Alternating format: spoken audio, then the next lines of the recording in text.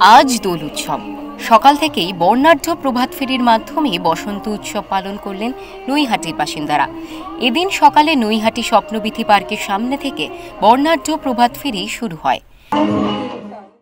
নৈহাটি এলাকা প্রদক্ষিণ করে নৈহাটি পৌরসভার সামনে শেষ হয়। এই প্রভাত ফেরিতে অংশ নিয়েছিলেন ব্যারাকপুর সাংসদ পার্থ ভৌমিক, নৈহাটি পৌরসভার পৌরপ্রধান অশোক চট্টোপাধ্যায় সহ একাধিক বিশিষ্ট ব্যক্তিবর্গ। সর্বধর্মের মানুষ বাংলার এই উৎসব, দোল উৎসব, হোলি উৎসব পালন করছে শান্তিপূর্ণভাবে।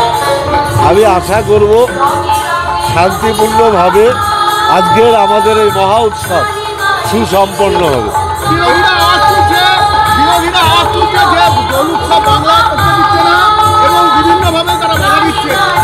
বিরোধীরা টিভির পর্দায় আছে, মাঠে ময়দানে নেই। একজন কেউ দেখবেন না